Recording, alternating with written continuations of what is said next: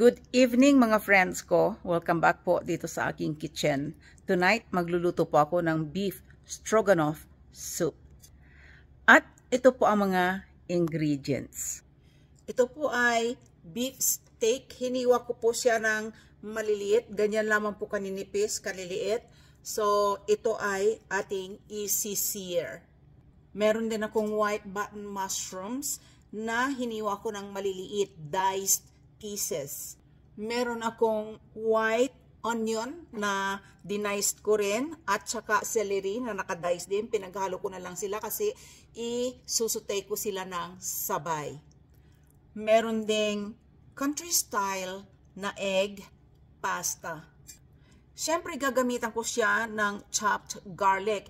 Ito ay prepared na chopped garlic. Pinreserve ko lamang siya in olive oil. Ganyan po. Tapos inire-refrigerate ko siya para tumagal siya ng matagal na panahon.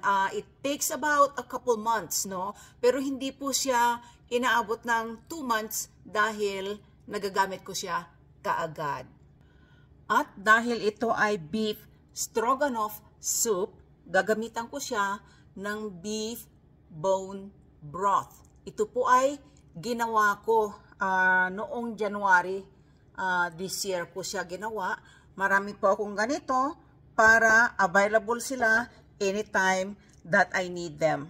Umpisahan po natin ang ating pagluluto sa pamamagitan ng pag-sear ng ating meat. So maglalagay ako ng konting mantika lang sa ating kawali.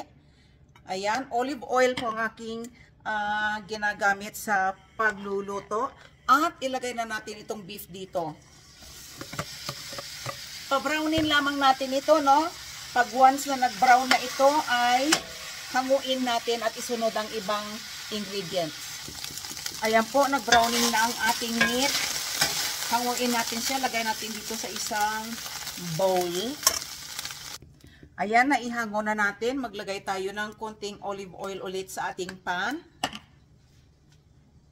At ganun din, maglagay tayo ng butter para maging malinamnam ang ating sabaw.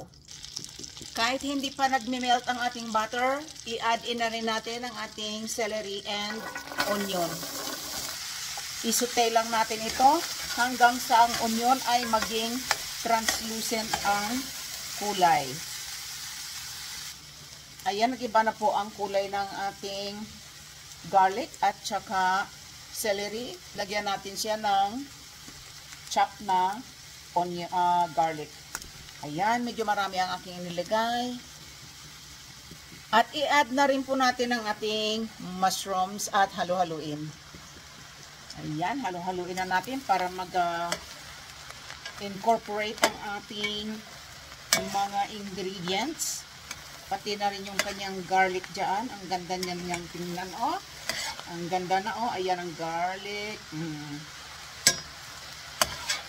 Tuloy ko lang ang paghalo-halo nito hanggang sa mag-wilt na yung mushrooms. Takpan natin ito para madaling mag-wilt ang ating mushrooms. Ayan, nag-wilt na ang ating mushroom. Lagyan natin siya ng arrowroot. Ito ang aking pampalapot, arrowroot. Yan. Halo-haloin natin yan.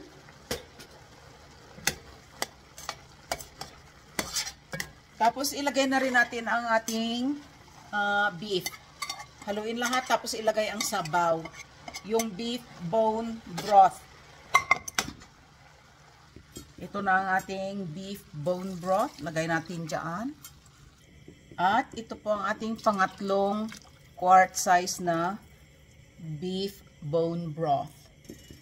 At lalagyan ko rin ito ng mustard.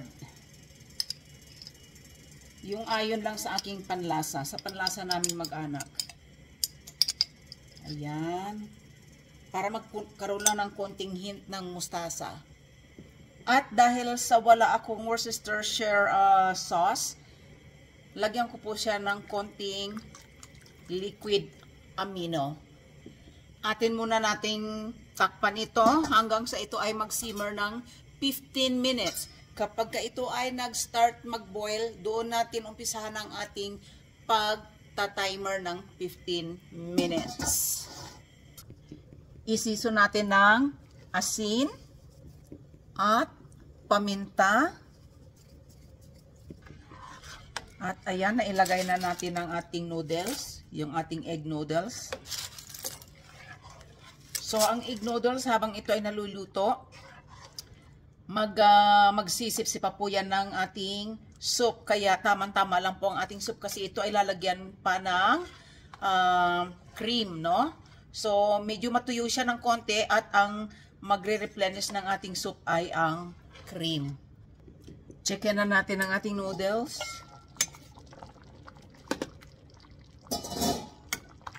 Hindi pa po lutong-luto ang noodles, pero ang gagawin ko dahil sa lumaki sila, nag-expand, gugupitin ko po sila.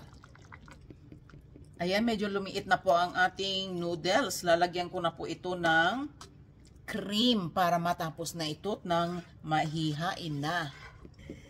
At ito ang ating cream. Ating haluin. Mag-serve tayo ng konti.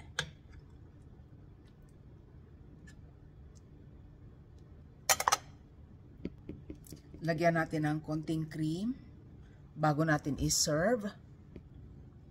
Ito na ang ating beef stroganoff na soup. Tikman natin. Sarap.